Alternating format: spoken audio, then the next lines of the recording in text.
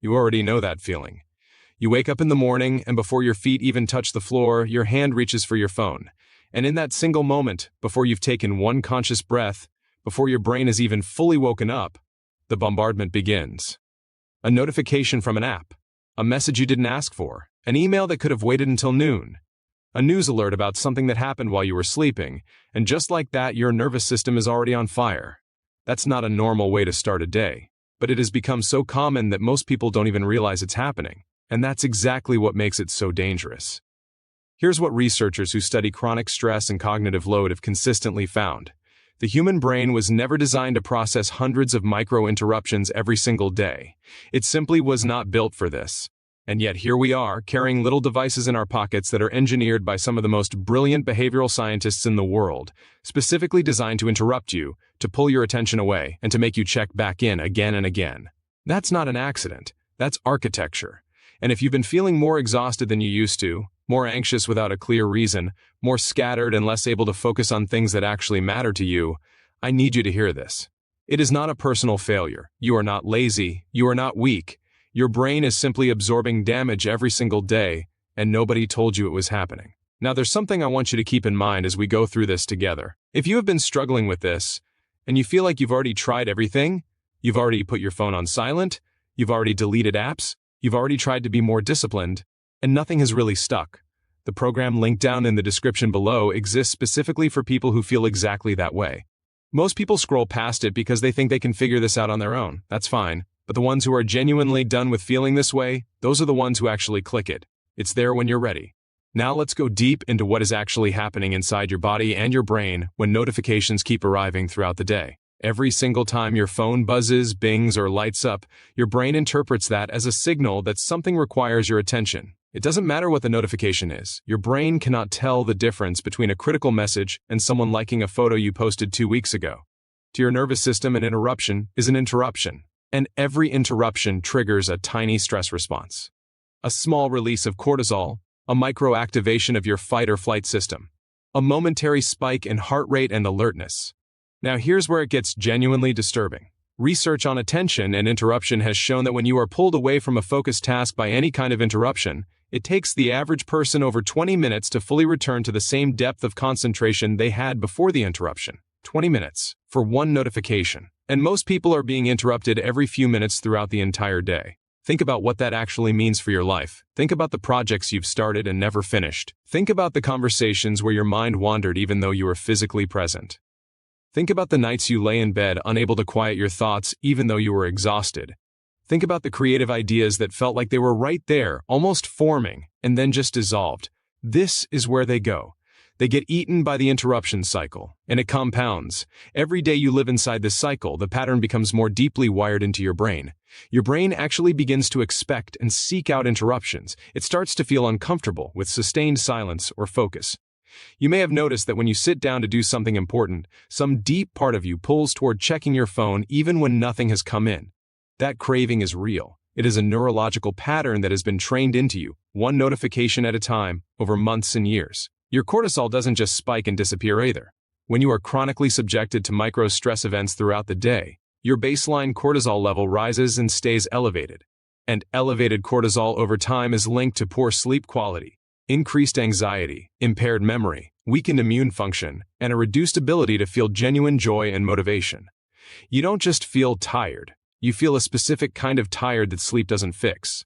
That particular exhaustion, that hollow, wired, depleted feeling has a name. It's called cognitive overload burnout, and it is becoming the defining experience of millions of people right now. Let me paint you a picture of what this actually looks like across a real day.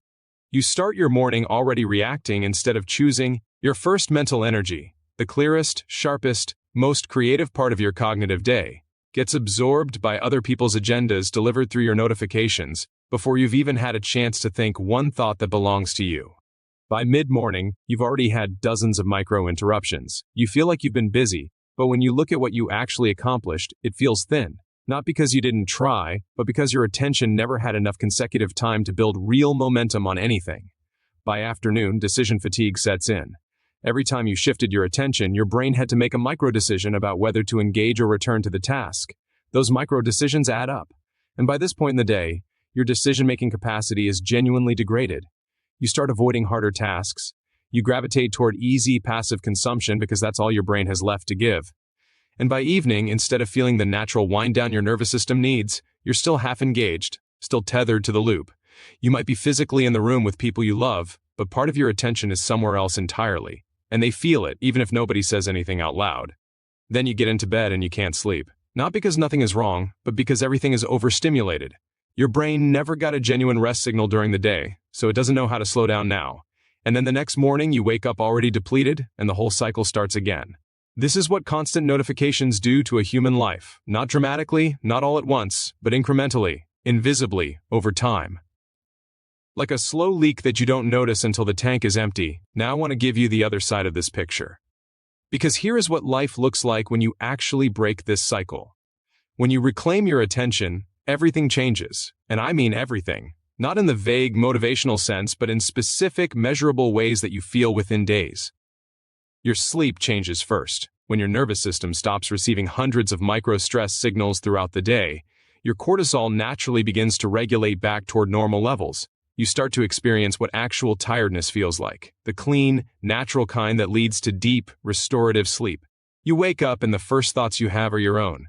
That shift alone feels like someone has lifted something heavy off your chest that you didn't even realize you had been carrying. Your focus deepens in a way that feels almost supernatural at first. You sit down to work on something and you can stay with it. Ideas begin to connect in ways they hadn't before. That creative capacity that felt like it had dried up, it hadn't gone anywhere. It was just buried under interruption. When you remove the interruption, it comes back. People who make this shift consistently describe it as getting a version of themselves back that they thought they had lost. Your relationships transform. When you are fully present in a conversation, the other person feels it. Not just a little, but profoundly. There's a quality of connection that becomes available when your attention is actually whole and undivided.